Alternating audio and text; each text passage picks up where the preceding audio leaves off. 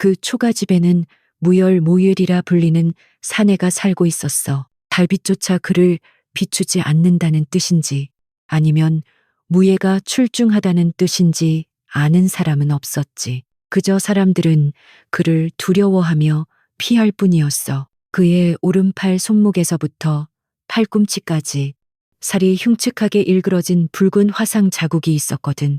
마을 사람들은 그 흉터를 불길한 기운이라 수군대며 그가 가까이 오는 것조차 꺼렸지.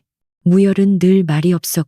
그의 눈은 겨울 호수처럼 깊고 고요했어. 그는 산에서 약초를 캐거나 때로는 아주 위험한 일, 그림자처럼 움직여 누군가의 칼이 되어주는 일로 겨우 입에 풀칠을 했단다. 그의 방에는 늘 차가운 쇠붙이, 냄새와 눅눅한 흙냄새, 그리고 마른 잎사귀 냄새만이 맴돌았어. 마을 안악들이 냇가에서 빨래를 두드리는 방망이 소리, 장터의 왁자지껄한 웃음소리, 심지어 아이들의 울음소리조차 그의 초가에는 닿지 않았지. 그는 마치 살아있는 사람이 아닌 이승과 저승의 경계에 홀로 서 있는 그림자 같았어. 밤이 되면 그는 작은 등잔불 아래서 자신의 길고 날카로운 칼을 닦았는데 그 모습은 마치 자신의 마음을 닦는 것처럼 보였단다. 그 칼은 그의 유일한 벗이자 그의 슬픔을 아는 유일한 존재였지. 한편 그 마을에서 가장 크고 웅장한 기와집, 박대감의 저택에는 소의 저의 아가씨가 살고 있었어.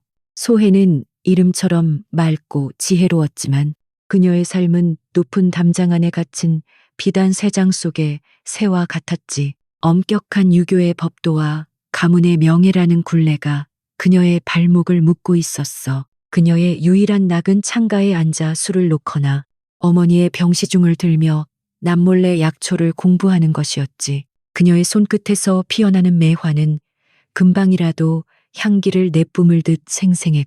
그녀가 달인 약은 쓴맛 속에서도 온기를 품고 있었단다.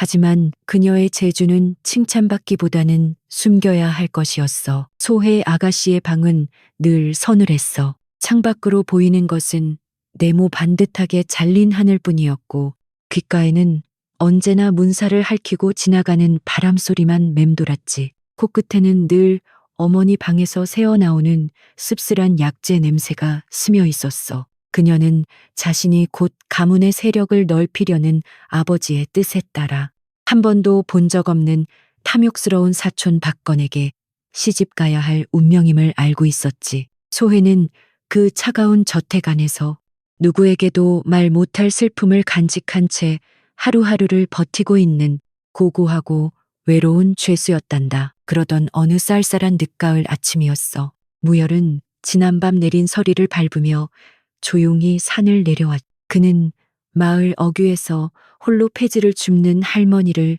몰래 돌보고 있었는데 오늘은 그 할머니에게 따뜻한 쌀밥 한 그릇이라도 드리고 싶어 장터로 향하는 길이었어. 흰 쌀밥에 뜨끈한 장국이라도 한 그릇 사다 드릴 요량이었지. 그는 최대한 사람들의 눈에 띄지 않게 낡은 삿갓을 깊게 눌러쓰고 흉터가 있는 오른팔을 옷소매 깊숙이 감춘 채 걸음을 재촉했어. 장터의 왁자지껄함 속으로 그가 막 발을 들여놓았을 때였지. 그때였어. 저기 저 불길한 놈이 또 어딜 기웃거리는 게냐. 누군가 날카롭게 소리쳤지. 박대감의 조카이자 소혜 아가씨의 정혼자인 박건이었어. 박건은 본래 성정이 오만하고 탐욕스러웠는데 어찌 된 일인지 무열의 그늘진 눈빛과 묵묵함을 병적으로 싫어했지. 그는 가문의 힘을 믿고 안하무인이었어. 박건은 일부러 큰 소리로 무열을 모욕하며 사람들의 이목을 집중시켰지.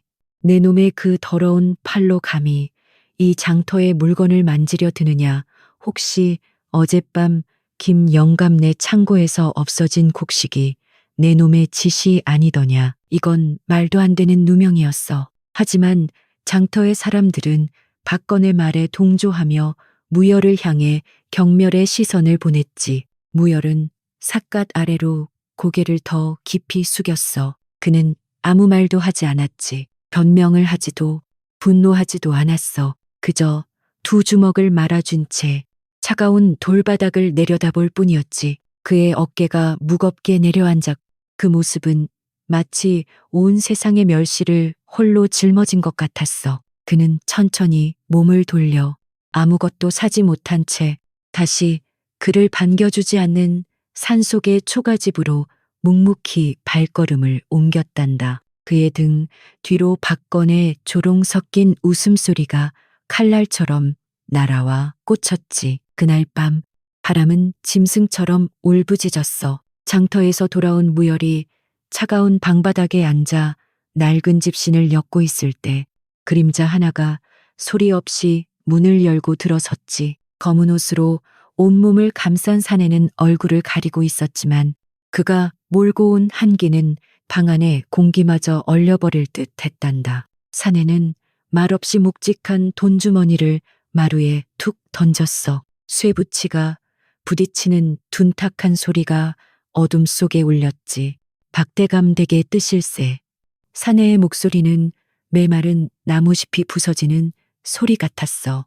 멀리 사는 친척 뻘대는 늙은 관리 하나를 조용히 없애주게. 내일 밤 보름달이 뜨기 전까지. 사내는 무열의 대답을 기다리지 않고 덧붙였지. 이 돈이면 자네가 몰래 돌보는 저 늙은이나 굶주리는 아이들이 혹독한 겨울을 나는 데는 넉넉할 게야. 무열의 눈빛이 깊게 흔들렸어. 그는 사람의 목숨을 거두는 일을 혐오했지만 그 돈주머니의 무게는 그가 지켜야 할 다른 가엾은 목숨들의 무게이기도 했지. 굶주림에 지쳐 울음소리조차 내지 못하는 아이들의 얼굴과 추위에 떨며 기침을 토해내는 할머니의 앙상한 손목이 눈앞을 스쳤어. 그는 말없이 고개를 끄덕였지. 검은 옷의 사내는 왔을 때처럼 소리 없이 바람처럼 사라져 방 안에는 묵직한 피비린내 대신 차가운 돈 냄새만이 남았단다. 그는 천천히 벽에 걸린 자신의 칼을 집어들었어. 그의 손은 떨리지 않았지만 가슴 한구석은 얼음장처럼 차가워졌지. 다음 날 밤 달은 두꺼운 구름에 가려 희미한 빛조차 내지 못했어. 무열은 박 대감이 일러준 도성에서 조금 떨어진 외딴 기와집 지붕 위에 그림자처럼 웅크리고 있었지. 그는 목표물을 기다렸어. 하지만 그가 본 것은 탐욕스러운 관리가 아니었어. 낡았지만 한치의 흐트러짐 없이 반듯한 선비의 옷을 입은 늙은 어른이 촛불 아래서 조용히 붓글씨를 쓰고 있었지. 그 모습은 청렴하고 강직해 보였어. 무열이 칼을 쥔 손에 힘을 주며 망설이던 바로 그 순간이었단다. 다급한 발소리와 함께 하인 복색으로 얼굴을 가린 여인이 헐레벌떡 안으로 뛰어 들어왔지. 바로 소의 아가씨였어. 숙부님 어서 피하셔야 합니다. 아버님께서 숙부님의 목숨을 거두려 하십니다. 그 밀지를 찾으려 하십니다. 소의 목소리가 채 끝나기도 전에 칠흑 같은 어둠을 찍고 여러 개의 횃불이 일어났어. 박 대감이 보낸 가문의 사병들이었지. 그들은 무열이 이를 처리했는지 확인하러 온 것이 아니라 아예 싹을 자르고 증거를 없애려 들이닥친 것이었어. 모조리 죽여라. 그 서찰을 찾아야 한다. 무자비한 외침과 함께 칼이 부딪히는 소리가 밤 공기를 갈랐지.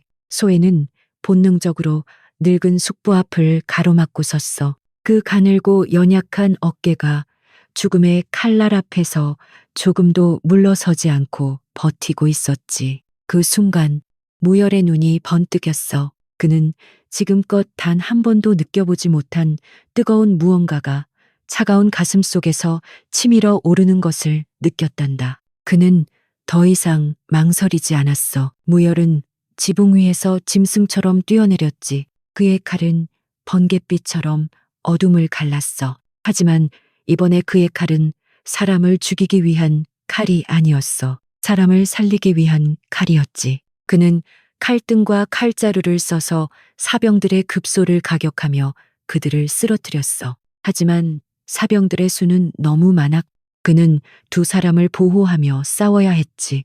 그가 소해와 숙부를 이끌고 간신히 담장을 넘으려던 순간 피웅등 뒤에서 날아온 소름 끼치는 소리와 함께 무언가가 그의 등을 깊게 파고들었어. 독이 묻은 화살이었지.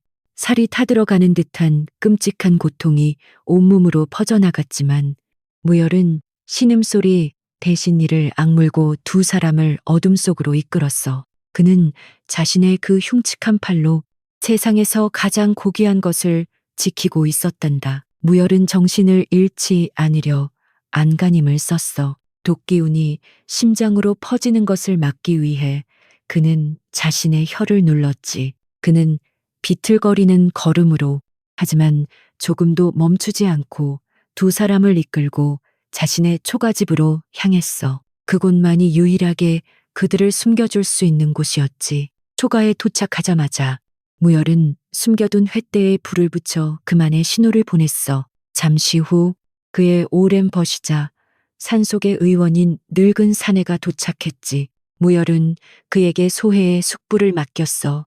나리, 이분은 제 목숨과도 같은 분입니다. 멀리, 아주 멀리 떠나실 수 있게 해주십시오. 늙은 의원은 말없이 고개를 끄덕이고 늙은 선비를 부축해 짙은 어둠 속으로 사라졌어. 이제 초가에는 무열과 소해, 단둘만 남았지. 소해는 공포와 충격에 떨고 있었지만 이내 정신을 차렸어. 그녀는 자신을 구해준 이 사내가 낮의 장터에서 그토록 모욕당하던 바로 그 불길한 놈임을 깨달았지. 하지만 지금 그녀의 눈앞에 있는 것은 불길한 사내가 아니었어. 등에 화살을 맞고 피를 철철 흘리며 쓰러져가는 자신을 구한 은인이었지. 움직이지 마십시오. 그녀의 목소리는 떨렸지만 단호했어. 그녀는 조금의 망설임도 없이 자신의 값비싼 치마 아랫단을 찢어 깨끗한 물에 적셨지.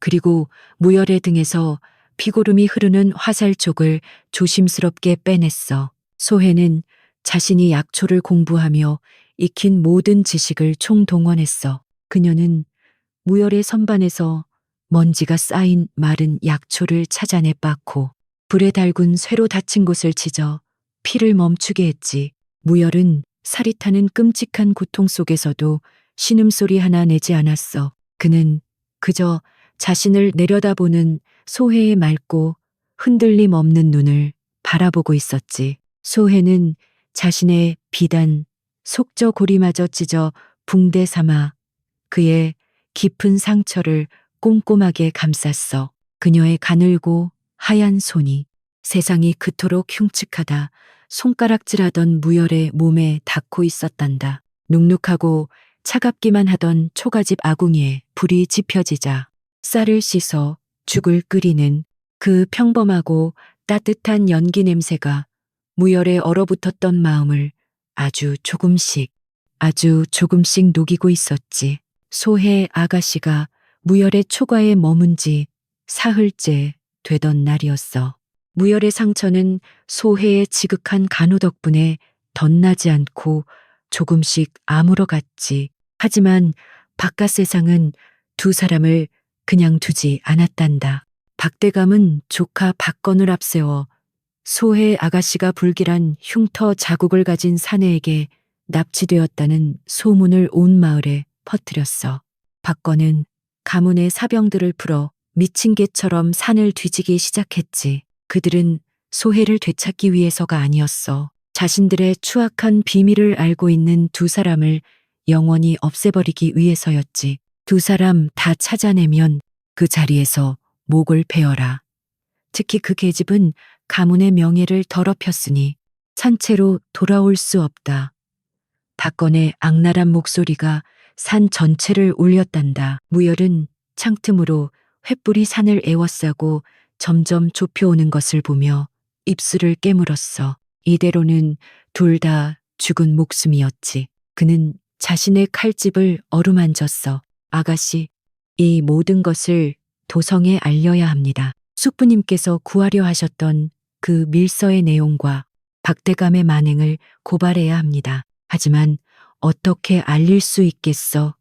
글을 써서 보내자니 중간에 발각되면 그 자리에서 증거가 될 터였지. 무열이 절망감에 휩싸여 있을 때 소혜가 조용히 입을 열었어. 제가 할 수 있습니다. 북과 먹이 아닌 실과 바늘로 말입니다. 무열은 그 말 뜻을 알아듣지 못했지. 소혜는 무열이 입는 낡은 옷에 안감을 뜯어낸 흰 명주천 조각과 자신의 머리카락을 장식하던 오색 비단실을 꺼내들었어. 그리고는 놀라운 속도로 바느질을 시작했지. 그것은 단순한 바느질이 아니었어. 그녀의 손끝에서 가느다란 실은 복잡하게 꼬이고 매듭지어지며 글자를 대신하고 있었어.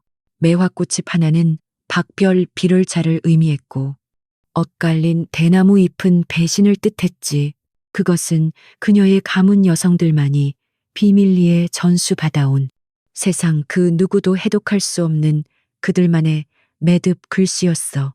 그녀는 밤을 새워 뜬 눈으로 박대감이 어떻게 숯불을 모함하고 자신을 정략 결혼의 도구로 삼으려 했으며 무열을 이용해 살인을 저지르려 했는지를 한 땀 한 땀 수놓았단다. 무열은 등잔불 아래서 그 연약한 손가락이 피멍울이 맺혀가며 바늘을 놀리는 모습을 숨죽여 지켜보았어. 그는 깨달았지. 그녀의 저 고요한 끈기야말로 자신의 칼보다 100배는 더 강하고 무서운 힘이라는 것을. 날이 밝을 무렵 소혜는 붉게 충혈된 눈으로 작은 명주천 조각을 무열에게 내밀었어. 그 위에는 아름다운 꽃과 새가 수놓아져 있었지만 그 이면에는 한 가문을 무너뜨릴 무서운 진실이 담겨 있었지.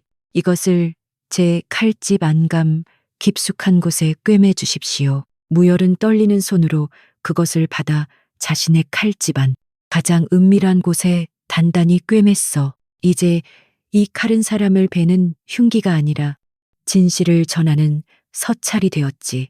이것을 도성에 계신 제 숙부님의 버시신 이조판서 대감께 전해야 합니다. 그분만이 이 수결을 알아보실 수 있습니다. 무열은 말없이 고개를 끄덕였어. 그는 흉측한 화상 자국이 있는 오른손으로 그녀의 피멍든 손을 가만히 감싸 쥐었어. 그것은 그가 태어나 처음으로 느껴보는 따뜻한 온기였단다. 무열은 소혜를 산속 깊은 동굴에 숨겨두고 다시 장터로 향했어. 그에게는 자신이 돌봐주던 할머니의 손자가 있었는데 그 아이는 발이 빠르고 영특하여 도성 안팎의 소식을 전하는 심부름꾼이었거든. 그 아이에게 이 중요한 일을 맡겨야 했지. 하지만 그가 장터 어귀에 다다랐을 박건과 그 수하들이 이미 그를 기다리고 있었어. 저기 있다. 저 흉측한 놈 잡아라.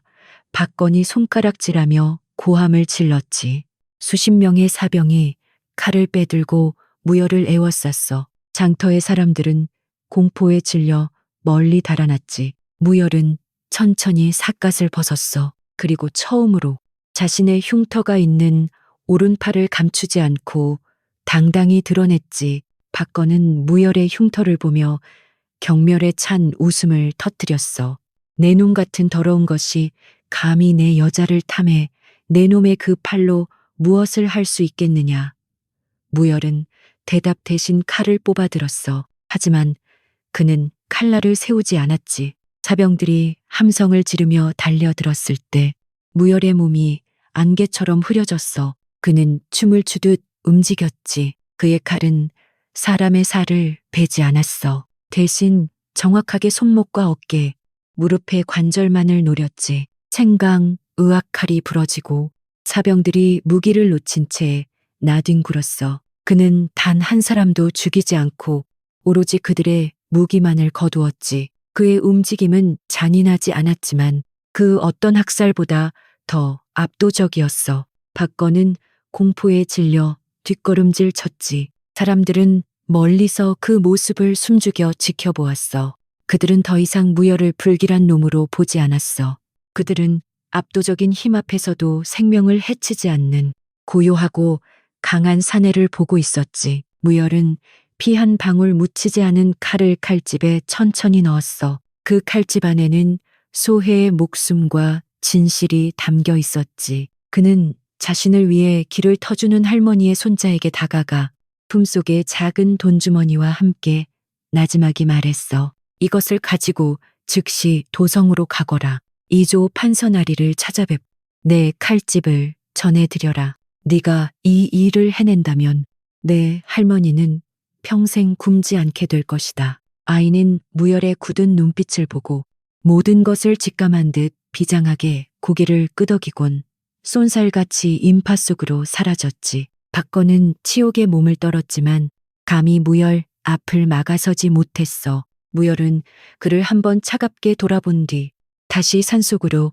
소혜가 기다리는 어둠 속으로 몸을 숨겼단다. 며칠 뒤 도성 한양의 이조 판서 집무실에 꼬질꼬질한 행색의 아이가 목숨을 걸고 도착했어. 아이는 무열의 칼집을 내밀었지. 이조 판서는 늙은 벗 소혜의 숙부의 실종 소식에 애태우던 중이었어. 그는 칼집 안감에 꿰매진 작은 명주천 조각을 발견하고 의아해했지. 하지만 그 위에 수놓아진 독특한 매화꽃 매듭을 본 순간 그의 눈이 커졌어. 그것은 오래전 소혜의 어머니가 시집 올 때 비밀리에 가져온 그 가문 여성들만의 수결이었거든. 그는 즉시 그 매듭 글씨를 해독하기 시작했지. 진실이 한 줄 한 줄 밝혀질수록 그의 얼굴은 분노로 하얗게 질려갔단다. 조정에서는 박대감의 조카딸이 실종되었다는 소문만 무성했지. 하지만 이제 그 소문의 물줄기가 바뀌기 시작했어. 흉측한 살인자가 아니라 칼로 진실을 지키는 의문의 협객이 나타났다는 소문이 도성 안의 물밑에서 조용히 하지만 거세게 퍼져나가기 시작했단다. 이조 판서나리가 그 피 묻은 매듭 글씨를 해독했을 때 그의 눈에서는 불이 뿜어져 나왔단다. 그는 즉시 어영청 군사들을 이끌고 박대감의 저택으로 향했지. 그날은 마침 박대감이 실종된 소혜 아가씨를 되찾아왔다고 거짓을 꾸미고 박건과의 혼례를 강행하려던 날이었어. 저택에는 억지로 동원된 악공들의 가야금 소리가 공허하게 울리고 있었고 마당에는 기름진 음식 냄새가 역겹게 진동하고 있었지. 박대감은 모든 것이 자신의 뜻대로 되어가고 있다고 믿으며 억지 미소를 짓고 있었단다. 그 오만함이 하늘을 찌르던 바로 그 순간이었어. 어명을 받들라 굳게 닫힌 대문이 거칠게 열리고 서슬퍼런 갑옷을 입은 군사들과 함께 이조 판서가 마당으로 들어섰지. 음악 소리가 뚝 그쳐 잔치에 모인 사람들의 얼굴은 하얗게 질렸어. 박건이 기가 막힌다는 듯 앞으로 나서며 소리쳤지. 지금 네 집 잔치의 행패이신가? 내 아버님은 이 나라에 하지만 그의 말이 채 끝나기도 전에 이 조판서가 차가운 목소리로 어명을 읽어내렸어. 그리고는 품속에서 그 작은 명주천 조각을 꺼내 들었지. 박대감, 이 매듭 글씨를 알아보시겠소. 이것이 바로 그대가 가문의 수치라 부르며 죽이려 했던 그대의 딸이 목숨을 걸고 보낸 피눈물이오. 박대감의 얼굴이 잿빛으로 변했어. 그는 저 연약한 딸아이가 저 하찮은 실과 바늘로 자신의 모든 것을 무너뜨릴 줄은 꿈에도 몰랐던 게지. 모든 죄악이 만천하에 드러났어. 숙부를 죽이려 한 죄, 조카딸을 핍박하고 가두려 한 죄, 그리고 무고한 이를 살인자로 몰아세운 죄까지. 박대감은 그 자리에서 모든 관직과 재산을 빼앗기고 머나먼 외딴 섬으로 귀양을 가게 되었단다. 그의 화려했던 저택은 하룻밤 사이에 텅 비게 되었지. 탐욕스럽던 박건은 가장 비참한 신세가 되었어. 그는 모든 것을 잃고 쫓겨나 한때 자신이 그토록 경멸했던 장터의 거지 신세가 되었지. 그해 겨울은 유난히 길고 추웠어. 박건은 얇은 누더기 한 장에 의지해 일전에 무열이 모욕당했던 바로 그 장터 바닥에 웅크리고 앉아 있었단다. 그는 사람들에게 손을 내밀었지만 사람들은 그를 벌레 보듯 쳐다보며 침을 뱉었지. 저기, 저 오만하던 박서방, 놈 좀 보게. 꼴 좋구나. 쯧쯧. 남의 눈에 피눈물 내더니 제 놈 눈에서는 고름이 흐르는구나. 무열이 몰래 돕던 할머니의 손자는 이제 당당한 심부름꾼이 되어 따뜻한 찐빵을 사들고 가면서도 박건에게는 눈길 한 번 주지 않았어. 그는 자신이 무열에게 퍼부었던 그 모욕과 경멸을 10배 100배로 돌려받으며 평생을 고독 속에서 살아가게 되었단다. 그것이 바로 하늘의 무서운 이치였. 봄이 오고 얼어붙었던 땅이 녹자 무열과 소의 아가씨는 도성으로 불려갔어. 죄인이 아니라 진실을 밝힌 증인으로 말이야. 임금님 앞에선 소혜는 더 이상 두려움에 떠는 연약한 규수가 아니었어. 그녀는 눈물 한 방울 흘리지 않고 맑고 또렷한 목소리로 그동안 겪었던 모든 일들을 차분히 아뢰었지. 무열은 그녀의 곁에서 흉측한 상처가 있는 팔을 조금도 감추지 않고 묵묵히 서 있었어. 사람들은 이제 그 상처를 보며 불길하다고 수군대지 않았단다. 대신 그 상처야말로 불의에 맞선 용기의 증표라며 경외의 눈빛을 보냈지. 임금님은 두 사람의 사연에 깊이 감동하셨어. 특히 무열이 칼을 가졌을 때 사람의 목숨을 해치지 않은 그 절제력, 소혜의 아가씨가 연약한 실로 거대한 음모를 밝혀낸 그 지혜를 높이 사셨지. 임금님은 무열에게 높은 벼슬과 많은 재물을 내리려 하셨어. 하지만 무열은 고개를 저으며 아뢰었지. 전하, 소인이 바라는 것은 재물이나 명예가 아니옵니다. 다만 이 사람과 함께 조용히 사람답게 살아갈 수 있는 작은 터전이면 좋가옵니다. 임금님은 그의 뜻을 헤아려 그를 궁궐의 그림자 속에서 임금을 호위하는 내금위의 숨은 장수로 임명했어. 그가 원할 때만 칼을 들되 그 칼은 오직 의로움을 위해서만 쓰도록 허락한 게지. 두 사람은 그 화려했던 박대감의 저택으로 돌아가지 않았어. 그곳은 너무 많은 슬픔과 탐욕을 품고 있었으니까. 대신 그들은 소혜 아가씨의 청렴했던 숙부가 살던 이제는 비어버린 작은 초가 터에 새 집을 짓기 시작했지. 크고 웅장한 기와집이 아니었어. 햇볕이 잘 들고 바람이 잘 통하는 작고 아담한 따뜻한 한옥이었단다. 집을 짓는 동안 무열은 땀 흘려 나무를 다듬었고 소혜는 틈틈이 들에 나가 나무를 캐고 약초를 말렸어. 마을 사람들도 이제 두 사람을 두려워하거나 피하지 않았지. 그들은 기꺼이 일손을 보태며 두 사람의 새 출발을 축복해 주었단다. 새 집이 완성되자 그들의 삶에는 비로소 평화가 찾아왔어. 더 이상 무열의 방에서는 쇠붙이 냄새나 흙냄새 대신 소혜가 짓는 따뜻한 밥 냄새와 구수한 된장국 냄새가 풍겼지. 소혜의 귓가에도 더 이상 문틈을 파고드는 바람 소리나 씁쓸한 약재 냄새 대신 마당에서 장작을 패는 무열의 힘찬 도끼질 소리와 배틀에 앉아 고운 무명천을 짜는 자신의 기분 좋은 배틀 소리가 울려 퍼졌어. 그녀는 이제 가문의 명예를 위해서가 아니라 곧 태어날 아기를 위한 따뜻한 베네쩌 고리를 짓기 위해 바느질을 했단다. 어느덧 시간이 흘러 풍요로운 가을이 찾아왔어. 그날 오후 무열은 마당 한쪽에서 묵묵히 검수를 연마하고 있었지. 그의 움직임은 여전히 날카로웠지만 그에게서는 더 이상 사람을 두렵게 하는 살기가 느껴지지 않았어. 소혜가 갓 쪄낸 따끈한 고구마를 들고 마루로 나왔지.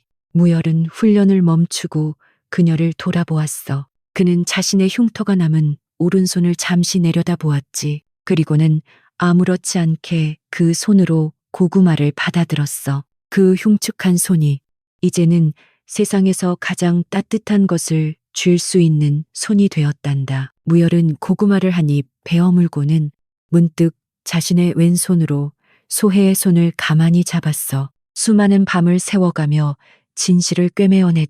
피멍이 들었던 바로 그 손이었지. 이제는 곱고 부드러워진 그 손을 무열이 소중하게 어루만지는 순간 방 안에서 응애하고 맑은 아기의 울음소리가 들려왔어. 두 사람은 서로를 바라보며 조용히 미소 지었단다. 마당가에 그들이 함께 심었던 어린 감나무에는 그에 따라 유난히 크고 붉은 홍시가 주렁주렁 열려 따사로운 가을 햇살 아래 보석처럼 빛나고 있었지. 그래, 얘야. 이야기는 여기서 끝이란다. 세상이 아무리 모질게 굴고 겉모습으로 사람을 판단하려 해도 말이지. 결국 진실한 마음과 꺾이지 않는 용기는 저렇게 제 빛을 발하는 법이란다. 마치 칼날 위에 맺힌 차가운 이슬이 아침 해를 받아 가장 눈부시게 빛나는 것처럼 말이다. 자, 이제 정말 늦었구나. 어서 따뜻한 이불 속으로 들어가렴. 오늘 밤은 무열과 소혜의 행복한 꿈을 꾸어보렴.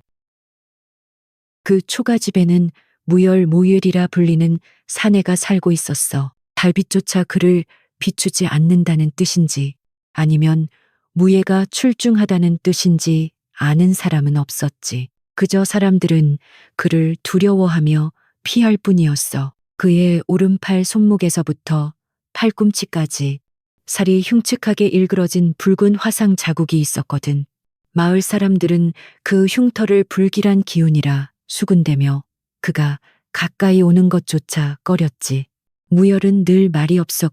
그의 눈은 겨울 호수처럼 깊고 고요했어. 그는 산에서 약초를 캐거나 때로는 아주 위험한 일, 그림자처럼 움직여 누군가의 칼이 되어주는 일로 겨우 입에 풀칠을 했단다. 그의 방에는 늘 차가운 쇠붙이, 냄새와 눅눅한 흙냄새, 그리고 마른 잎사귀 냄새만이 맴돌았어. 마을 안악들이 냇가에서 빨래를 두드리는 방망이 소리, 장터의 왁자지껄한 웃음소리, 심지어 아이들의 울음소리조차 그의 초가에는 닿지 않았지. 그는 마치 살아있는 사람이 아닌 이승과 저승의 경계에 홀로 서 있는 그림자 같았어. 밤이 되면 그는 작은 등잔불 아래서 자신의 길고 날카로운 칼을 닦았는데 그 모습은 마치 자신의 마음을 닦는 것처럼 보였단다. 그 칼은 그의 유일한 벗이자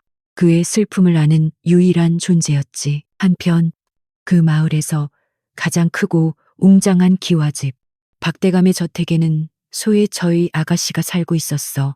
소혜는 이름처럼 맑고 지혜로웠지만 그녀의 삶은 높은 담장 안에 갇힌 비단 새장 속의 새와 같았지. 엄격한 유교의 법도와 가문의 명예라는 굴레가 그녀의 발목을 묶고 있었어. 그녀의 유일한 낙은 창가에 앉아 술을 놓거나 어머니의 병시중을 들며 남몰래 약초를 공부하는 것이었지. 그녀의 손끝에서 피어나는 매화는 금방이라도 향기를 내뿜을 듯 생생했.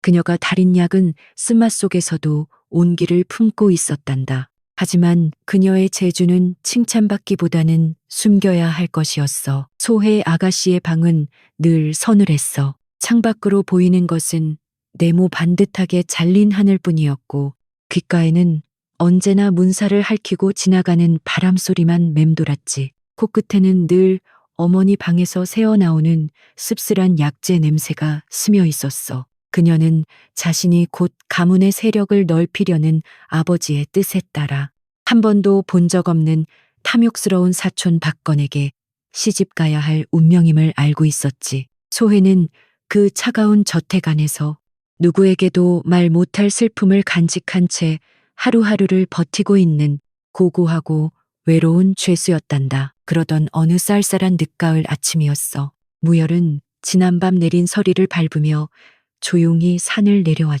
그는 마을 어귀에서 홀로 폐지를 줍는 할머니를 몰래 돌보고 있었는데 오늘은 그 할머니에게 따뜻한 쌀밥 한 그릇이라도 드리고 싶어 장터로 향하는 길이었어. 흰 쌀밥에 뜨끈한 장국이라도 한 그릇 사다 드릴 요량이었지. 그는 최대한 사람들의 눈에 띄지 않게 낡은 삿갓을 깊게 눌러쓰고 흉터가 있는 오른팔을 옷소매 깊숙이 감춘 채 걸음을 재촉했어. 장터의 왁자지껄함 속으로 그가 막 발을 들여놓았을 때였지. 그때였어.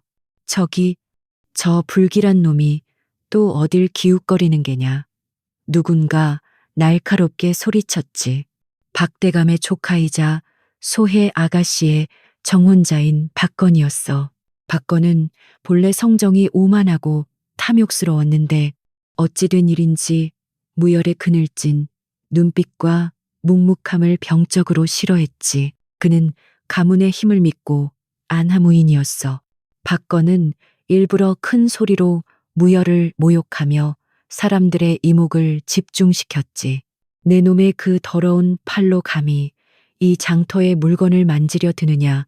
혹시 어젯밤 김영감네 창고에서 없어진 곡식이 내 놈의 짓이 아니더냐. 이건 말도 안 되는 누명이었어. 하지만 장터의 사람들은 박건의 말에 동조하며 무열을 향해 경멸의 시선을 보냈지. 무열은 삿갓 아래로 고개를 더 깊이 숙였어. 그는 아무 말도 하지 않았지. 변명을 하지도 분노하지도 않았어. 그저 두 주먹을 말아준 채 차가운 돌바닥을 내려다볼 뿐이었지. 그의 어깨가 무겁게 내려앉아 그 모습은 마치 온 세상의 멸시를 홀로 짊어진 것 같았어. 그는 천천히 몸을 돌려 아무것도 사지 못한 채 다시 그를 반겨주지 않는 산속의 초가집으로 묵묵히 발걸음을 옮겼단다. 그의 등 뒤로 박건의 조롱 섞인 웃음소리가 칼날처럼 날아와 꽂혔지. 그날 밤 바람은 짐승처럼 울부짖었어. 장터에서 돌아온 무열이 차가운 방바닥에 앉아 낡은 집신을 엮고 있을 때 그림자 하나가 소리 없이 문을 열고 들어섰지. 검은 옷으로 온몸을 감싼 사내는 얼굴을 가리고 있었지만 그가 몰고 온 한기는 방 안에 공기마저 얼려버릴 듯 했단다. 사내는 말없이 묵직한 돈주머니를 마루에 툭 던졌어. 쇠붙이가 부딪히는 둔탁한 소리가 어둠 속에 울렸지. 박대감 댁의 뜻일세. 사내의 목소리는 메마른 나무잎이 부서지는 소리 같았어. 멀리 사는 친척 뻘되는 늙은 관리 하나를 조용히 없애주게. 내일 밤 보름달이 뜨기 전까지. 사내는 무열의 대답을 기다리지 않고 덧붙였지. 이 돈이면 자네가 몰래 돌보는 저 늙은이나 굶주리는 아이들이 혹독한 겨울을 나는 데는 넉넉할 게야. 무열의 눈빛이 깊게 흔들렸어. 그는 사람의 목숨을 거두는 일을 혐오했지만 그 돈주머니의 무게는 그가 지켜야 할 다른 가엾은 목숨들의 무게이기도 했지. 굶주림에 지쳐 울음소리조차 내지 못하는 아이들의 얼굴과 추위에 떨며 기침을 토해내는 할머니의 앙상한 손목이 눈앞을 스쳤어. 그는 말없이 고개를 끄덕였지. 검은 옷의 사내는 왔을 때처럼 소리 없이 바람처럼 사라져 방 안에는 묵직한 피비린내 대신 차가운 돈 냄새만이 남았단다. 그는 천천히 벽에 걸린 자신의 칼을 집어들었어. 그의 손은 떨리지 않았지만 가슴 한구석은 얼음장처럼 차가워졌지. 다음 날 밤 달은 두꺼운 구름에 가려 희미한 빛조차 내지 못했어. 무열은 박대감이 일러준 도성에서 조금 떨어진 외딴 기와집 지붕 위에 그림자처럼 웅크리고 있었지. 그는 목표물을 기다렸어. 하지만 그가 본 것은 탐욕스러운 관리가 아니었어. 낡았지만 한치의 흐트러짐 없이 반듯한 선비의 옷을 입은 늙은 어른이 촛불 아래서 조용히 붓글씨를 쓰고 있었지. 그 모습은 청렴하고 강직해 보였어. 무열이 칼을 쥔 손에 힘을 주며 망설이던 바로 그 순간이었단다. 다급한 발소리와 함께 하인 복색으로 얼굴을 가린 여인이 헐레벌떡 안으로 뛰어 들어왔지. 바로 소혜 아가씨였어. 숙부님 어서 피하셔야 합니다. 아버님께서 숙부님의 목숨을 거두려 하십니다. 그 밀지를 찾으려 하십니다. 소혜의 목소리가 채 끝나기도 전에 칠흑 같은 어둠을 찍고 여러 개의 횃불이 일어났어. 박 대감이 보낸 가문의 사병들이었지. 그들은 무열이 이를 처리했는지 확인하러 온 것이 아니라 아예 싹을 자르고 증거를 없애려 들이닥친 것이었어. 모조리 죽여라. 그 서찰을 찾아야 한다. 무자비한 외침과 함께 칼이 부딪히는 소리가 밤 공기를 갈랐지. 소혜는 본능적으로 늙은 숙부 앞을 가로막고 섰어. 그 가늘고 연약한 어깨가 죽음의 칼날 앞에서 조금도 물러서지 않고 버티고 있었지. 그 순간 무열의 눈이 번뜩였어. 그는 지금껏 단 한 번도 느껴보지 못한 뜨거운 무언가가 차가운 가슴 속에서 치밀어 오르는 것을 느꼈단다. 그는 더 이상 망설이지 않았어. 무열은 지붕 위에서 짐승처럼 뛰어내렸지. 그의 칼은 번갯빛처럼 어둠을 갈랐어. 하지만 이번에 그의 칼은 사람을 죽이기 위한 칼이 아니었어. 사람을 살리기 위한 칼이었지. 그는 칼등과 칼자루를 써서 사병들의 급소를 가격하며 그들을 쓰러뜨렸어. 하지만 사병들의 수는 너무 많아 그는 두 사람을 보호하며 싸워야 했지. 그가 소혜와 숙부를 이끌고 간신히 담장을 넘으려던 순간 피웅등 뒤에서 날아온 소름 끼치는 소리와 함께 무언가가 그의 등을 깊게 파고들었어. 독이 묻은 화살이었지. 살이 타들어가는 듯한 끔찍한 고통이 온몸으로 퍼져나갔지만 무열은 신음소리 대신 이를 악물고 두 사람을 어둠 속으로 이끌었어. 그는 자신의 그 흉측한 팔로 세상에서 가장 고귀한 것을 지키고 있었단다. 무열은 정신을 잃지 않으려 안간힘을 썼어. 독기운이 심장으로 퍼지는 것을 막기 위해 그는 자신의 혀를 눌렀지. 그는 비틀거리는 걸음으로 하지만 조금도 멈추지 않고 두 사람을 이끌고 자신의 초가집으로 향했어. 그곳만이 유일하게 그들을 숨겨줄 수 있는 곳이었지. 초가에 도착하자마자 무열은 숨겨둔 횃대에 불을 붙여 그만의 신호를 보냈어. 잠시 후 그의 오랜 벗이자 산속의 의원인 늙은 사내가 도착했지. 무열은 그에게 소혜의 숙부를 맡겼어. 나리, 이분은 제 목숨과도 같은 분입니다. 멀리, 아주 멀리 떠나실 수 있게 해주십시오. 늙은 의원은 말없이 고개를 끄덕이고 늙은 선비를 부축해 짙은 어둠 속으로 사라졌어. 이제 초가에는 무열과 소혜, 단둘만 남았지. 소혜는 공포와 충격에 떨고 있었지만 이내 정신을 차렸어. 그녀는 자신을 구해준 이 사내가 낮의 장터에서 그토록 모욕당하던 바로 그 불길한 놈임을 깨달았지. 하지만 지금 그녀의 눈앞에 있는 것은 불길한 사내가 아니었어. 등에 화살을 맞고 피를 철철 흘리며 쓰러져가는 자신을 구한 은인이었지. 움직이지 마십시오. 그녀의 목소리는 떨렸지만 단호했어. 그녀는 조금의 망설임도 없이 자신의 값비싼 치마 아랫단을 찢어 깨끗한 물에 적셨지. 그리고 무열의 등에서 피고름이 흐르는 화살촉을 조심스럽게 빼냈어. 소혜는 자신이 약초를 공부하며 익힌 모든 지식을 총동원했어. 그녀는 무열의 선반에서 먼지가 쌓인 마른 약초를 찾아내 빻고 불에 달군 쇠로 다친 곳을 찢어 피를 멈추게 했지. 무열은 살이 타는 끔찍한 고통 속에서도 신음소리 하나 내지 않았어. 그는 그저 자신을 내려다보는 소혜의 맑고 흔들림 없는 눈을 바라보고 있었지. 소혜는 자신의 비단 속저고리마저 찢어 붕대 삼아 그의 깊은 상처를 꼼꼼하게 감쌌어. 그녀의 가늘고 하얀 손이 세상이 그토록 흉측하다 손가락질하던 무열의 몸에 닿고 있었단다. 눅눅하고 차갑기만 하던 초가집 아궁이에 불이 지펴지자 쌀을 씻어 죽을 끓이는 그 평범하고 따뜻한 연기 냄새가 무열에 얼어붙었던 마음을 아주 조금씩 녹이고 있었지. 소혜 아가씨가 무열의 초가에 머문 지 사흘째 되던 날이었어. 무열의 상처는 소혜의 지극한 간호 덕분에 덧나지 않고 조금씩 아물어갔지. 하지만 바깥 세상은 두 사람을 그냥 두지 않았단다. 박대감은 조카 박건을 앞세워 소해 아가씨가 불길한 흉터 자국을 가진 사내에게 납치되었다는 소문을 온 마을에 퍼뜨렸어. 박건은 가문의 사병들을 풀어 미친 개처럼 산을 뒤지기 시작했지. 그들은 소해를 되찾기 위해서가 아니었어. 자신들의 추악한 비밀을 알고 있는 두 사람을 영원히 없애버리기 위해서였지. 두 사람 다 찾아내면 그 자리에서 목을 베어라. 특히 그 계집은 가문의 명예를 더럽혔으니 산채로 돌아올 수 없다.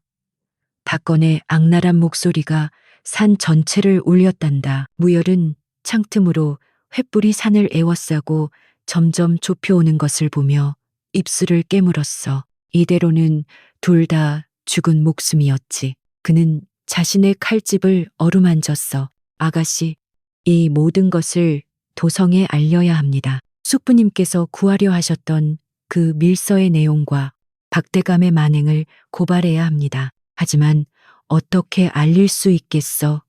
글을 써서 보내자니 중간에 발각되면 그 자리에서 증거가 될 터였지. 무열이 절망감에 휩싸여 있을 때 소해가 조용히 입을 열었어. 제가 할 수 있습니다. 북과 먹이 아닌 실과 바늘로 말입니다.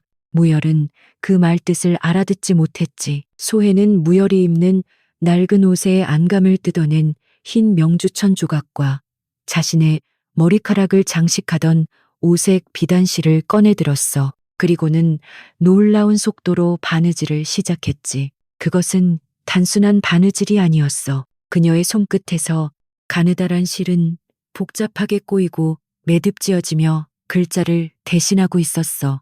매화꽃잎 하나는 박별 비를자를 의미했고 엇갈린 대나무 잎은 배신을 뜻했지. 그것은 그녀의 가문 여성들만이 비밀리에 전수받아온 세상 그 누구도 해독할 수 없는 그들만의 매듭 글씨였어.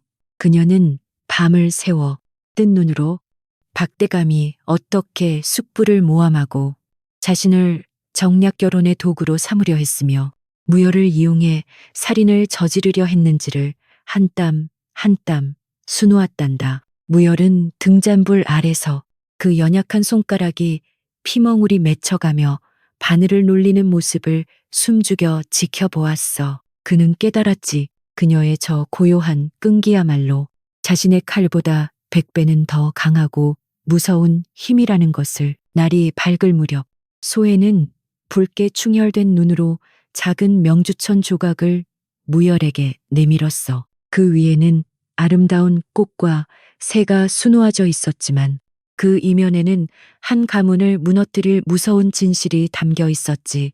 이것을 제 칼집 안감 깊숙한 곳에 꿰매 주십시오. 무열은 떨리는 손으로 그것을 받아 자신의 칼집 안 가장 은밀한 곳에 단단히 꿰맸어. 이제 이 칼은 사람을 베는 흉기가 아니라 진실을 전하는 서찰이 되었지.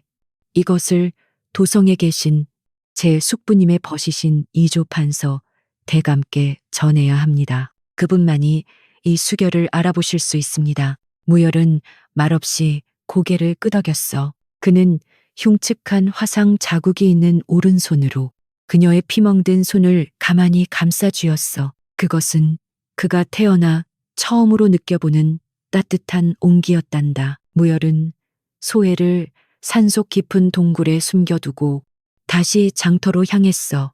그에게는 자신이 돌봐주던 할머니의 손자가 있었는데 그 아이는 발이 빠르고 영특하여 도성 안팎의 소식을 전하는 심부름꾼이었거든. 그 아이에게 이 중요한 일을 맡겨야 했지. 하지만 그가 장터 어귀에 다다랐을 박건과 그 수하들이 이미 그를 기다리고 있었어. 저기 있다. 저 흉측한 놈 잡아라. 박건이 손가락질하며 고함을 질렀지. 수십 명의 사병이 칼을 빼들고 무열을 에워쌌어. 장터의 사람들은 공포에 질려 멀리 달아났지. 무열은 천천히 삿갓을 벗었어. 그리고 처음으로 자신의 흉터가 있는 오른팔을 감추지 않고 당당히 드러냈지. 박건은 무열의 흉터를 보며 경멸에 찬 웃음을 터뜨렸어. 내 놈 같은 더러운 것이 감히 내 여자를 탐해 내 놈의 그 팔로 무엇을 할 수 있겠느냐. 무열은 대답 대신 칼을 뽑아들었어. 하지만 그는 칼날을 세우지 않았지. 사병들이 함성을 지르며 달려들었을 때 무열의 몸이 안개처럼 흐려졌어. 그는 춤을 추듯 움직였지. 그의 칼은 사람의 살을 베지 않았어. 대신 정확하게 손목과 어깨, 무릎의 관절만을 노렸지. 생강, 의학칼이 부러지고 사병들이 무기를 놓친 채 나뒹굴었어. 그는 단 한 사람도 죽이지 않고 오로지 그들의 무기만을 거두었지. 그의 움직임은 잔인하지 않았지만 그 어떤 학살보다 더 압도적이었어. 박건은 공포에 질려 뒷걸음질 쳤지. 사람들은 멀리서 그 모습을 숨죽여 지켜보았어. 그들은 더 이상 무열을 불길한 놈으로 보지 않았어.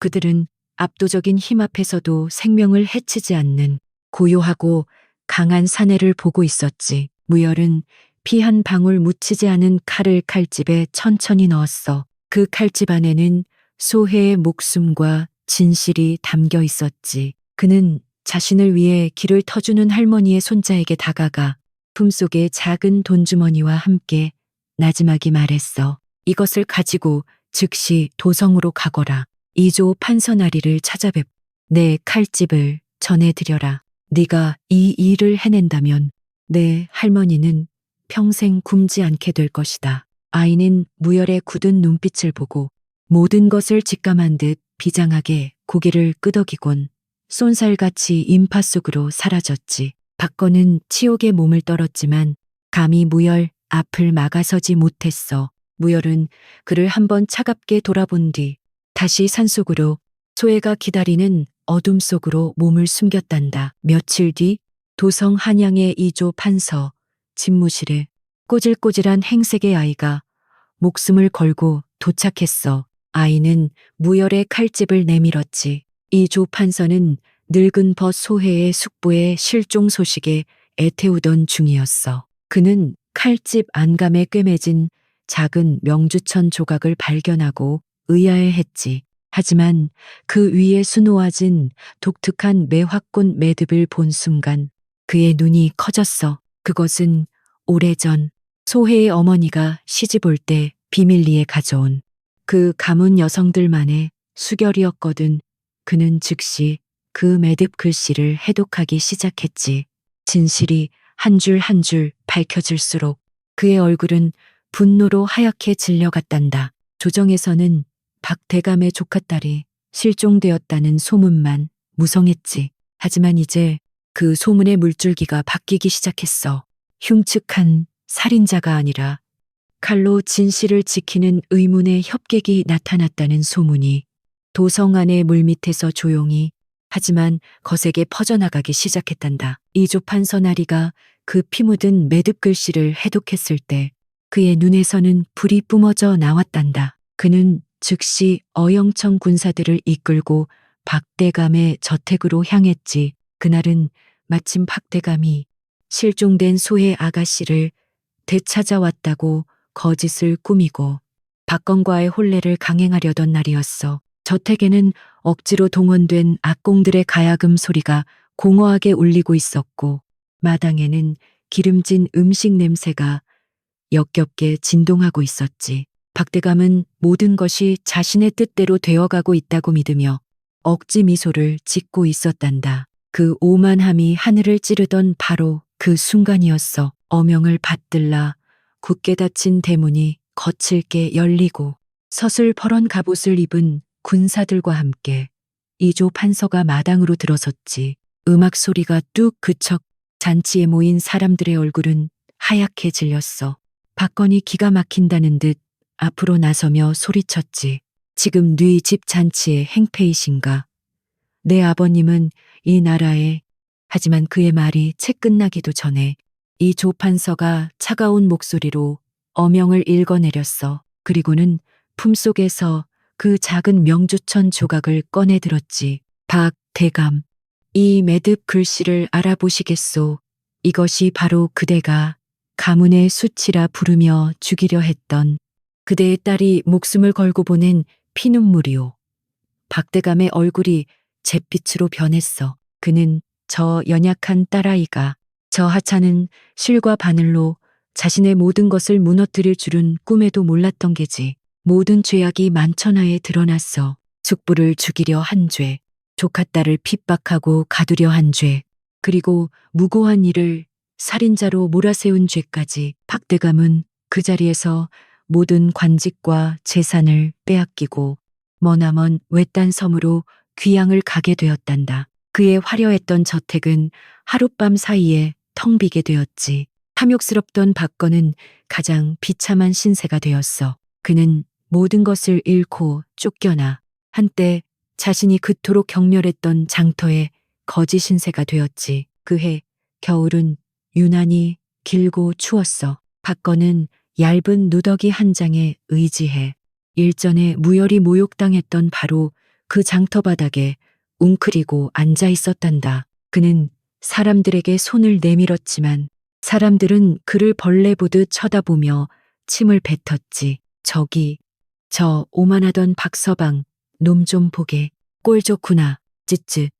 남의 눈에 피눈물 내더니 제 놈 눈에서는 고름이 흐르는구나. 무열히 몰래 돕던 할머니의 손자는 이제 당당한 심부름꾼이 되어 따뜻한 찐빵을 사들고 가면서도 박건에게는 눈길 한 번 주지 않았어. 그는 자신이 무열에게 퍼부었던 그 모욕과 경멸을 10배 100배로 돌려받으며 평생을 고독 속에서 살아가게 되었단다. 그것이 바로 하늘의 무서운 이치였. 봄이 오고 얼어붙었던 땅이 녹자 무열과 소의 아가씨는 도성으로 불려갔어. 죄인이 아니라 진실을 밝힌 증인으로 말이야. 임금님 앞에선 소혜는 더 이상 두려움에 떠는 연약한 규수가 아니었어. 그녀는 눈물 한 방울 흘리지 않고 맑고 또렷한 목소리로 그동안 겪었던 모든 일들을 차분히 아뢰었지. 무열은 그녀의 곁에서 흉측한 상처가 있는 팔을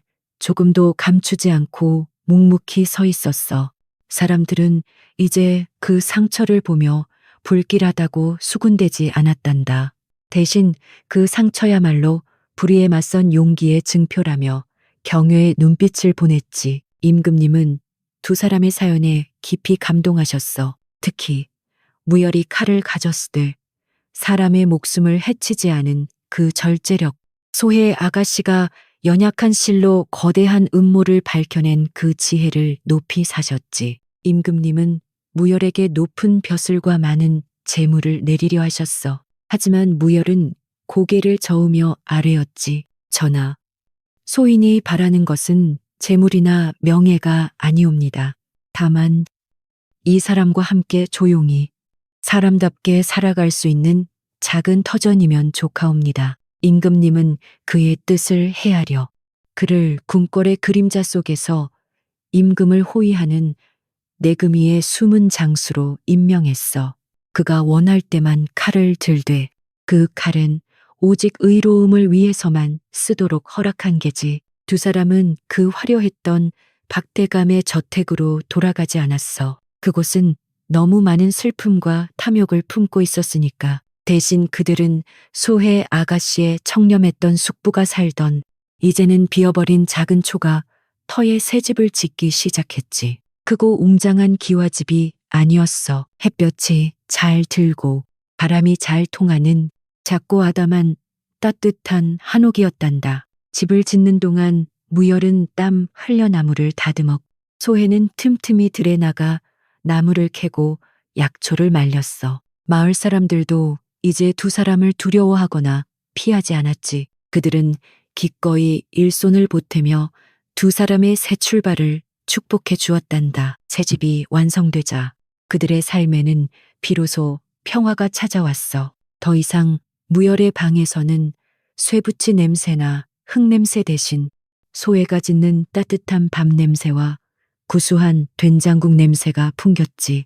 소혜의 귓가에도 더 이상 문틈을 파고드는 바람 소리나 씁쓸한 약재 냄새 대신 마당에서 장작을 패는 무열의 힘찬 도끼질 소리와 배틀에 앉아 고운 무명천을 짜는 자신의 기분 좋은 배틀 소리가 울려 퍼졌어. 그녀는 이제 가문의 명예를 위해서가 아니라 곧 태어날 아기를 위한 따뜻한 베네쩌 고리를 짓기 위해 바느질을 했단다. 어느덧 시간이 흘러 풍요로운 가을이 찾아왔어. 그날 오후 무열은 마당 한쪽에서 묵묵히 검술을 연마하고 있었지. 그의 움직임은 여전히 날카로웠지만 그에게서는 더 이상 사람을 두렵게 하는 살기가 느껴지지 않았어. 소혜가 갓 쪄낸 따끈한 고구마를 들고 마루로 나왔지.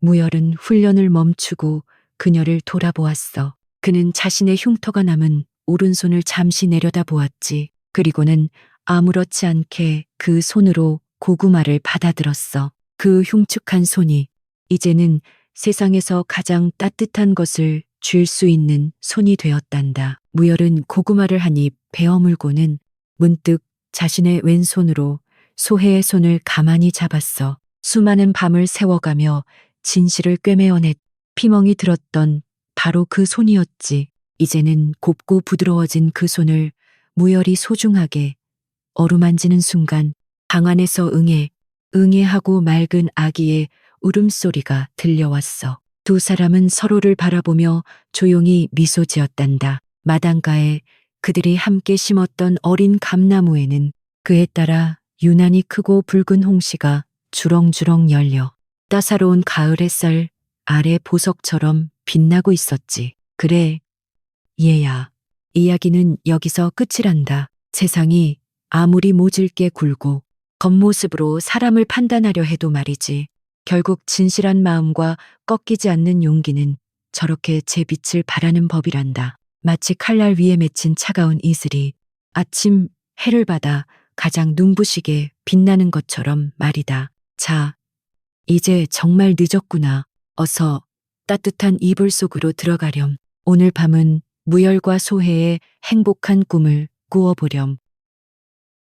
그 초가집에는 무열 모율이라 불리는 사내가 살고 있었어. 달빛조차 그를 비추지 않는다는 뜻인지 아니면 무예가 출중하다는 뜻인지 아는 사람은 없었지. 그저 사람들은 그를 두려워하며 피할 뿐이었어. 그의 오른팔 손목에서부터 팔꿈치까지 살이 흉측하게 일그러진 붉은 화상 자국이 있었거든. 마을 사람들은 그 흉터를 불길한 기운이라 수군대며 그가 가까이 오는 것조차 꺼렸지. 무열은 늘 말이 없었. 그의 눈은 겨울 호수처럼 깊고 고요했어. 그는 산에서 약초를 캐거나 때로는 아주 위험한 일, 그림자처럼 움직여 누군가의 칼이 되어주는 일로 겨우 입에 풀칠을 했단다. 그의 방에는 늘 차가운 쇠붙이, 냄새와 눅눅한 흙냄새, 그리고 마른 잎사귀 냄새만이 맴돌았어. 마을 안악들이 냇가에서 빨래를 두드리는 방망이 소리, 장터의 왁자지껄한 웃음소리, 심지어 아이들의 울음소리조차 그의 초가에는 닿지 않았지. 그는 마치 살아있는 사람이 아닌 이승과 저승의 경계에 홀로 서 있는 그림자 같았어. 밤이 되면 그는 작은 등잔불 아래서 자신의 길고 날카로운 칼을 닦았는데 그 모습은 마치 자신의 마음을 닦는 것처럼 보였단다. 그 칼은 그의 유일한 벗이자 그의 슬픔을 아는 유일한 존재였지. 한편 그 마을에서 가장 크고 웅장한 기와집 박대감의 저택에는 소혜 저의 아가씨가 살고 있었어. 소혜는 이름처럼 맑고 지혜로웠지만 그녀의 삶은 높은 담장 안에 갇힌 비단 새장 속의 새와 같았지. 엄격한 유교의 법도와 가문의 명예라는 굴레가 그녀의 발목을 묶고 있었어. 그녀의 유일한 낙은 창가에 앉아 술을 놓거나 어머니의 병시중을 들며 남몰래 약초를 공부하는 것이었지. 그녀의 손끝에서 피어나는 매화는 금방이라도 향기를 내뿜을 듯 생생했.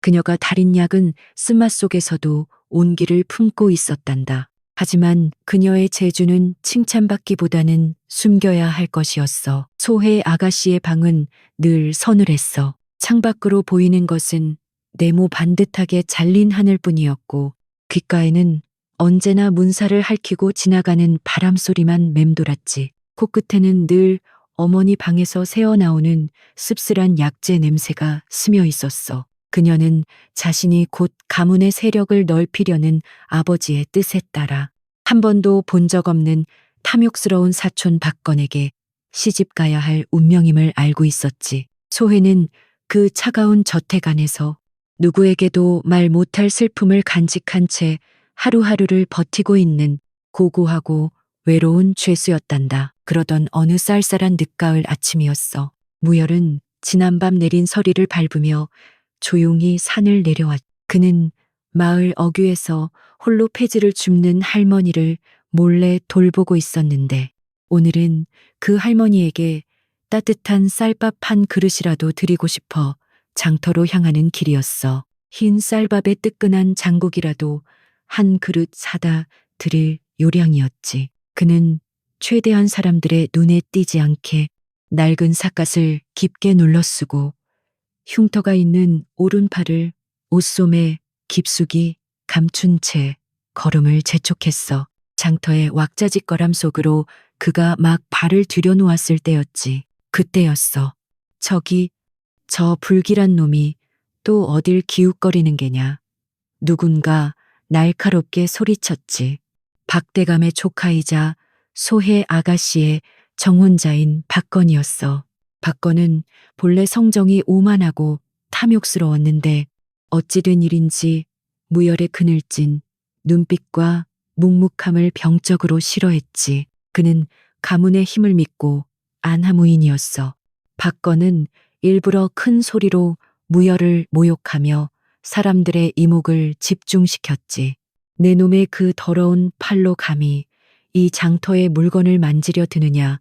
혹시 어젯밤 김영감네 창고에서 없어진 곡식이 내 놈의 짓이 아니더냐. 이건 말도 안 되는 누명이었어. 하지만 장터의 사람들은 박건의 말에 동조하며 무열을 향해 경멸의 시선을 보냈지. 무열은 삿갓 아래로 고개를 더 깊이 숙였어. 그는 아무 말도 하지 않았지. 변명을 하지도 분노하지도 않았어. 그저 두 주먹을 말아준 채 차가운 돌바닥을 내려다볼 뿐이었지. 그의 어깨가 무겁게 내려앉아 그 모습은 마치 온 세상의 멸시를 홀로 짊어진 것 같았어. 그는 천천히 몸을 돌려 아무것도 사지 못한 채 다시 그를 반겨주지 않는 산속의 초가집으로 묵묵히 발걸음을 옮겼단다. 그의 등 뒤로 박건의 조롱 섞인 웃음소리가 칼날처럼 날아와 꽂혔지. 그날 밤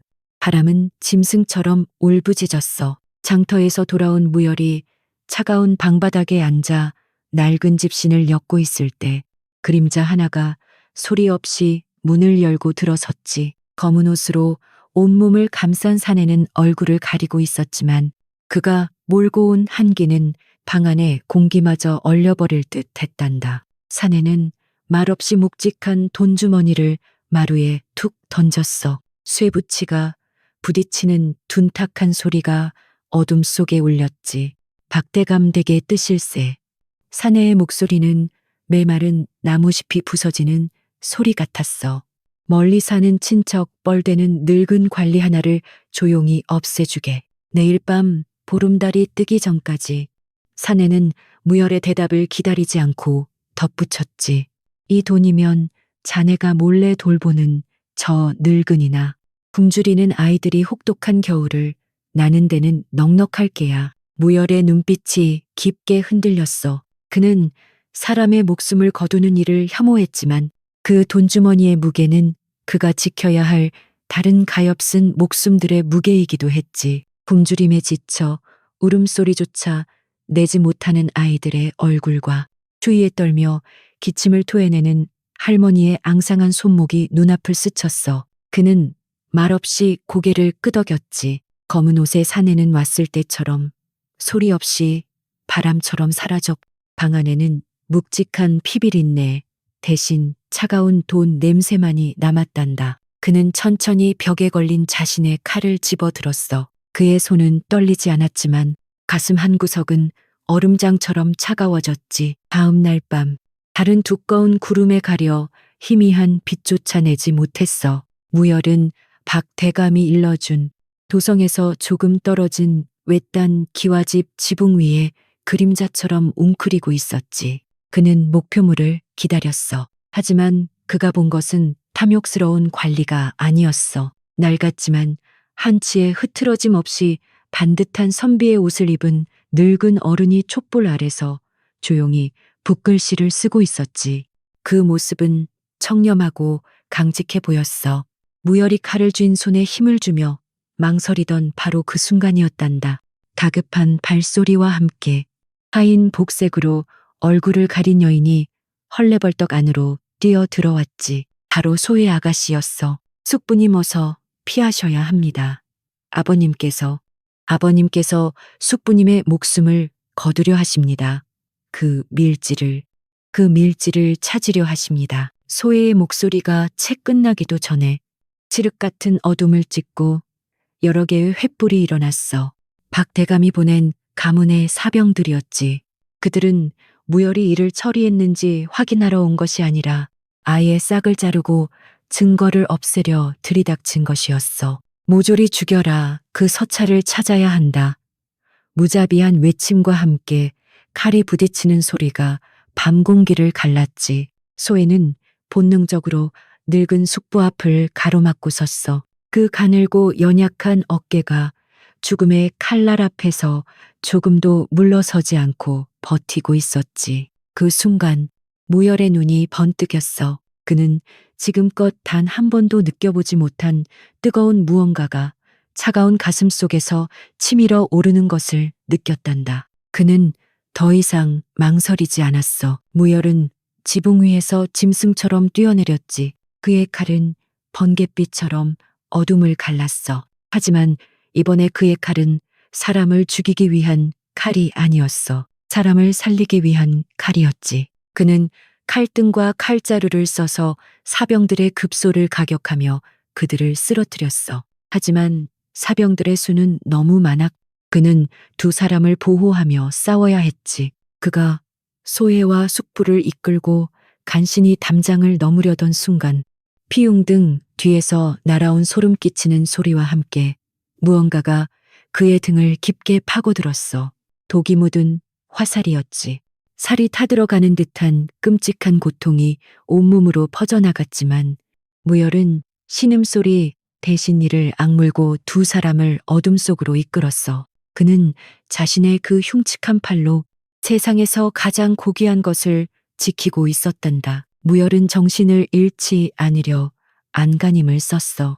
독기운이 심장으로 퍼지는 것을 막기 위해 그는 자신의 혀를 눌렀지. 그는 비틀거리는 걸음으로 하지만 조금도 멈추지 않고 두 사람을 이끌고 자신의 초가집으로 향했어. 그곳만이 유일하게 그들을 숨겨줄 수 있는 곳이었지. 초가에 도착하자마자 무열은 숨겨둔 횃대에 불을 붙여 그만의 신호를 보냈어. 잠시 후 그의 오랜 벗이자 산속의 의원인 늙은 사내가 도착했지. 무열은 그에게 소해의 숙부를 맡겼어. 나리, 이분은 제 목숨과도 같은 분입니다.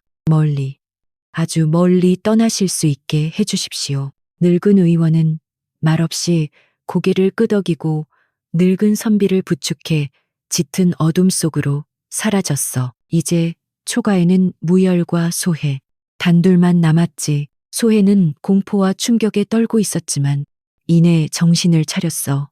그녀는 자신을 구해준 이 사내가 낮의 장터에서 그토록 모욕당하던 바로 그 불길한 놈임을 깨달았지. 하지만 지금 그녀의 눈앞에 있는 것은 불길한 사내가 아니었어. 등에 화살을 맞고 피를 철철 흘리며 쓰러져가는 자신을 구한 은인이었지. 움직이지 마십시오. 그녀의 목소리는 떨렸지만 단호했어. 그녀는 조금의 망설임도 없이 자신의 값비싼 치마 아랫단을 찢어 깨끗한 물에 적셨지.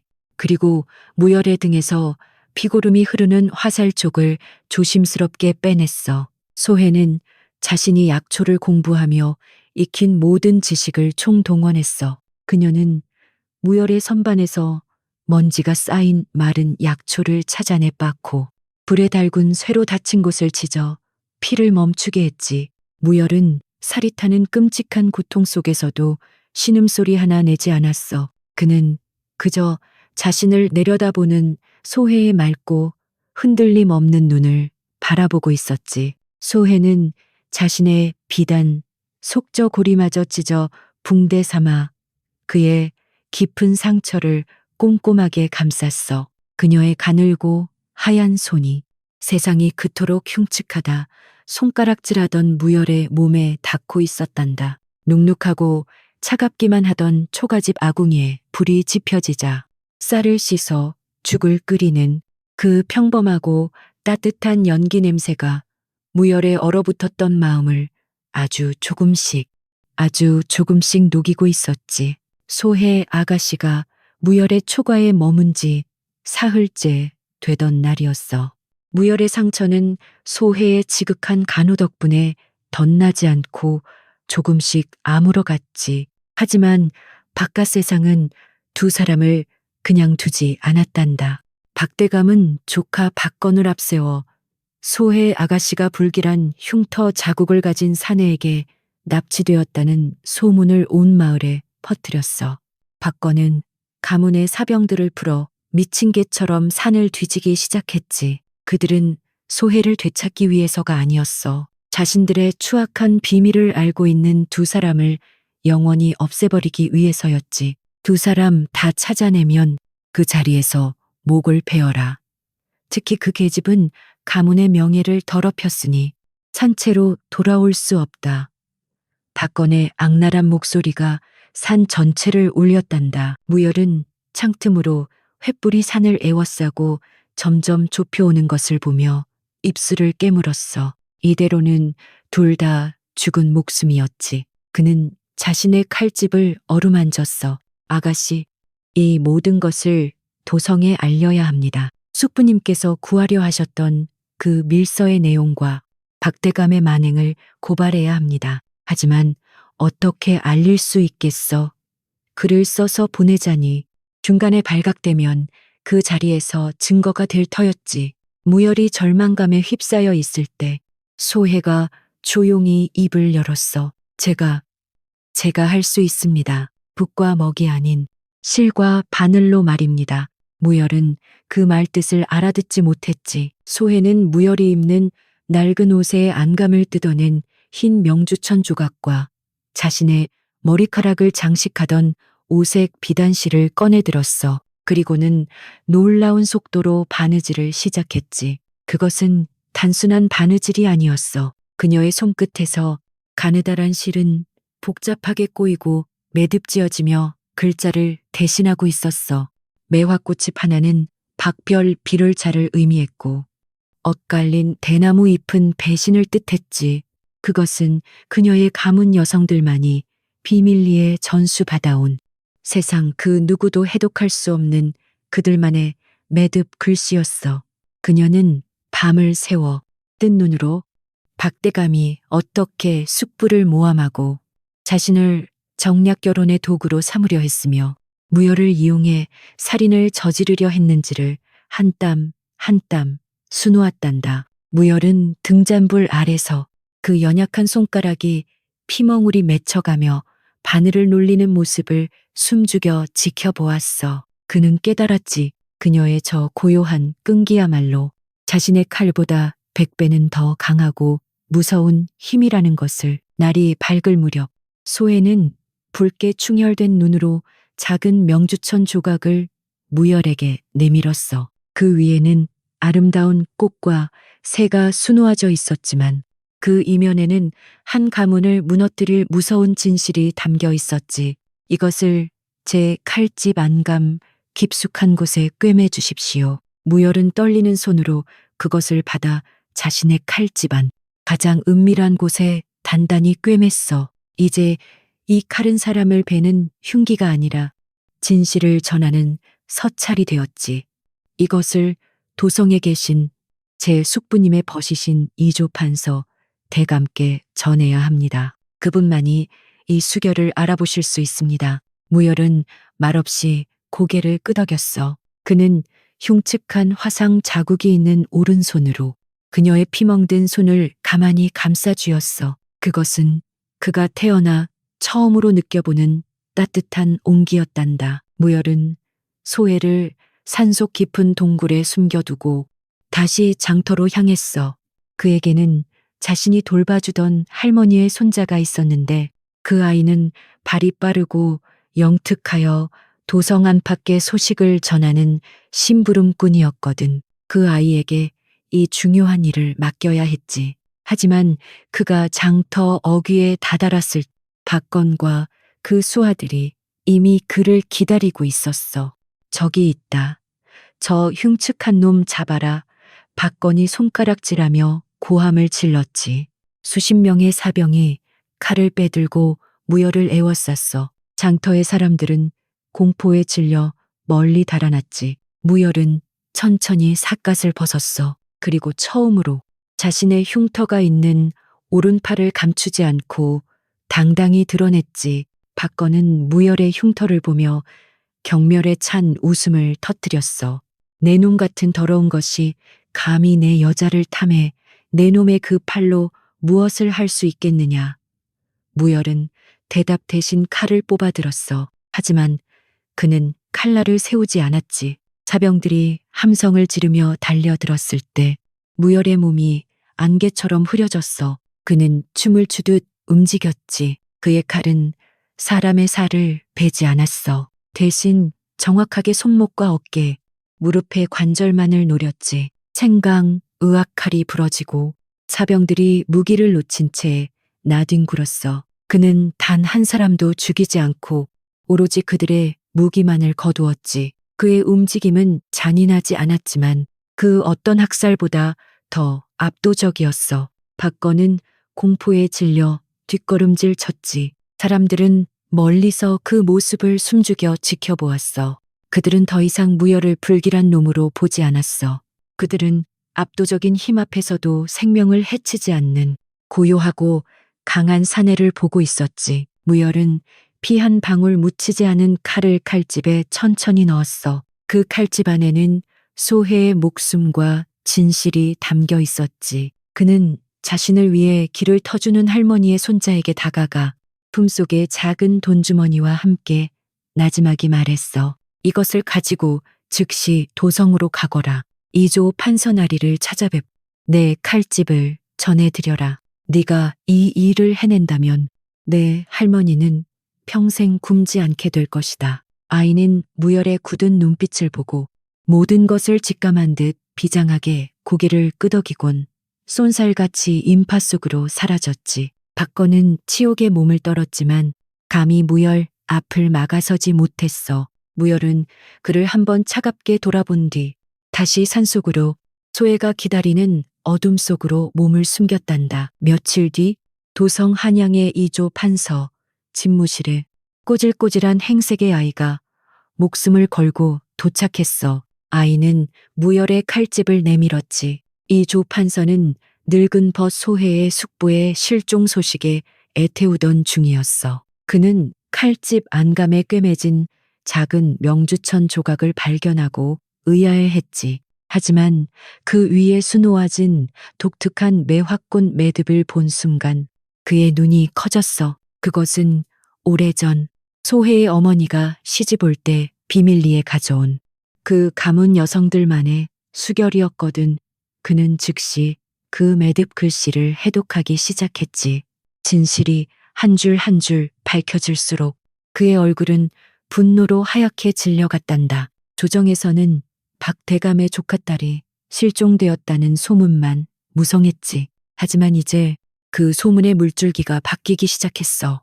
흉측한 살인자가 아니라 칼로 진실을 지키는 의문의 협객이 나타났다는 소문이 도성 안의 물밑에서 조용히 하지만 거세게 퍼져나가기 시작했단다. 이조 판서나리가 그 피 묻은 매듭 글씨를 해독했을 때 그의 눈에서는 불이 뿜어져 나왔단다. 그는 즉시 어영청 군사들을 이끌고 박대감의 저택으로 향했지. 그날은 마침 박대감이 실종된 소혜 아가씨를 되찾아왔다고 거짓을 꾸미고 박건과의 혼례를 강행하려던 날이었어. 저택에는 억지로 동원된 악공들의 가야금 소리가 공허하게 울리고 있었고, 마당에는 기름진 음식 냄새가 역겹게 진동하고 있었지.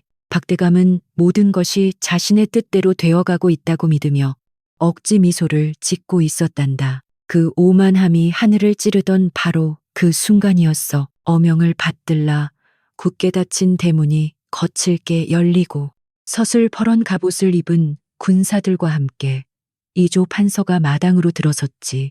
음악 소리가 뚝 그쳐 잔치에 모인 사람들의 얼굴은 하얗게 질렸어. 박건이 기가 막힌다는 듯 앞으로 나서며 소리쳤지. 지금 네 집 잔치의 행패이신가? 내 아버님은 이 나라에. 하지만 그의 말이 채 끝나기도 전에 이 조판서가 차가운 목소리로 어명을 읽어내렸어. 그리고는 품속에서 그 작은 명주천 조각을 꺼내 들었지. 박대감, 이 매듭 글씨를 알아보시겠소.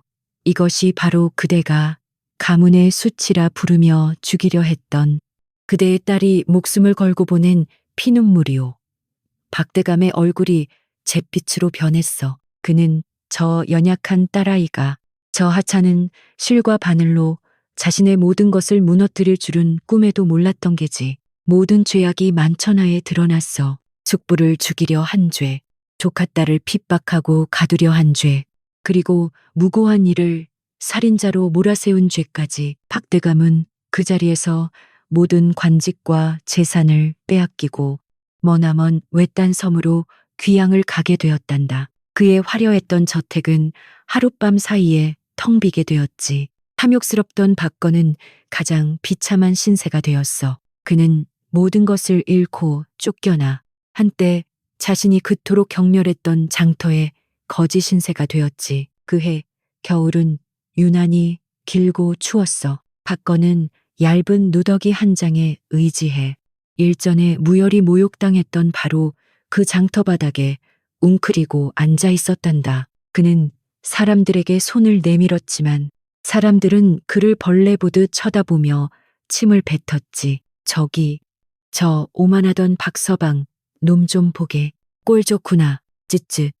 남의 눈에 피눈물 내더니 제 놈 눈에서는 고름이 흐르는구나. 무열이 몰래 돕던 할머니의 손자는 이제 당당한 심부름꾼이 되어 따뜻한 찐빵을 사들고 가면서도 박건에게는 눈길 한 번 주지 않았어. 그는 자신이 무열에게 퍼부었던 그 모욕과 경멸을 10배 100배로 돌려받으며 평생을 고독 속에서 살아가게 되었단다. 그것이 바로 하늘의 무서운 이치였. 봄이 오고 얼어붙었던 땅이 녹자 무열과 소의 아가씨는 도성으로 불려갔어. 죄인이 아니라 진실을 밝힌 증인으로 말이야. 임금님 앞에선 소혜는 더 이상 두려움에 떠는 연약한 규수가 아니었어. 그녀는 눈물 한 방울 흘리지 않고 맑고 또렷한 목소리로 그동안 겪었던 모든 일들을 차분히 아뢰었지. 무열은 그녀의 곁에서 흉측한 상처가 있는 팔을 조금도 감추지 않고 묵묵히 서 있었어. 사람들은 이제 그 상처를 보며 불길하다고 수군대지 않았단다. 대신 그 상처야말로 불의에 맞선 용기의 증표라며 경외의 눈빛을 보냈지. 임금님은 두 사람의 사연에 깊이 감동하셨어. 특히 무열이 칼을 가졌을 사람의 목숨을 해치지 않은 그 절제력, 소혜 아가씨가 연약한 실로 거대한 음모를 밝혀낸 그 지혜를 높이 사셨지. 임금님은 무열에게 높은 벼슬과 많은 재물을 내리려 하셨어. 하지만 무열은 고개를 저으며 아뢰었지. 전하, 소인이 바라는 것은 재물이나 명예가 아니옵니다.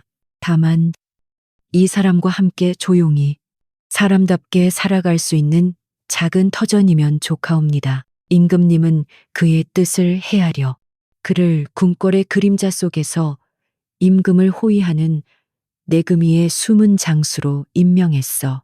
그가 원할 때만 칼을 들되 그 칼은 오직 의로움을 위해서만 쓰도록 허락한 게지. 두 사람은 그 화려했던 박대감의 저택으로 돌아가지 않았어. 그곳은 너무 많은 슬픔과 탐욕을 품고 있었으니까. 대신 그들은 소해 아가씨의 청렴했던 숙부가 살던 이제는 비어버린 작은 초가 터에 새 집을 짓기 시작했지. 크고 웅장한 기와집이 아니었어. 햇볕이 잘 들고 바람이 잘 통하는 작고 아담한 따뜻한 한옥이었단다. 집을 짓는 동안 무열은 땀 흘려 나무를 다듬었고 소해는 틈틈이 들에 나가 나무를 캐고 약초를 말렸어. 마을 사람들도 이제 두 사람을 두려워하거나 피하지 않았지. 그들은 기꺼이 일손을 보태며 두 사람의 새 출발을 축복해 주었단다. 새 집이 완성되자 그들의 삶에는 비로소 평화가 찾아왔어. 더 이상 무열의 방에서는 쇠붙이 냄새나 흙냄새 대신 소해가 짓는 따뜻한 밥 냄새와 구수한 된장국 냄새가 풍겼지. 소해의 귓가에도 더 이상 문틈을 파고드는 바람 소리나 씁쓸한 약재 냄새 대신 마당에서 장작을 패는 무열의 힘찬 도끼질 소리와 배틀에 앉아 고운 무명천을 짜는 자신의 기분 좋은 배틀 소리가 울려 퍼졌어. 그녀는 이제 가문의 명예를 위해서가 아니라 곧 태어날 아기를 위한 따뜻한 베네쩌 고리를 짓기 위해 바느질을 했단다. 어느덧 시간이 흘러 풍요로운 가을이 찾아왔어. 그날 오후 무열은 마당 한쪽에서 묵묵히 검수를 연마하고 있었지. 그의 움직임은 여전히 날카로웠지만 그에게서는 더 이상 사람을 두렵게 하는 살기가 느껴지지 않았어. 소해가 갓 쪄낸 따끈한 고구마를 들고 마루로 나왔지. 무열은 훈련을 멈추고 그녀를 돌아보았어. 그는 자신의 흉터가 남은 오른손을 잠시 내려다보았지. 그리고는 아무렇지 않게 그 손으로 고구마를 받아들었어. 그 흉측한 손이 이제는 세상에서 가장 따뜻한 것을 줄 수 있는 손이 되었단다. 무열은 고구마를 한 입 베어물고는 문득 자신의 왼손으로 소해의 손을 가만히 잡았어. 수많은 밤을 세워가며 진실을 꿰매어냈 피멍이 들었던 바로 그 손이었지. 이제는 곱고 부드러워진 그 손을 무열이 소중하게 어루만지는 순간 방 안에서 응애하고 맑은 아기의 울음소리가 들려왔어. 두 사람은 서로를 바라보며 조용히 미소 지었단다. 마당가에 그들이 함께 심었던 어린 감나무에는 그에 따라 유난히 크고 붉은 홍시가 주렁주렁 열려 따사로운 가을 햇살 아래 보석처럼 빛나고 있었지. 그래, 얘야.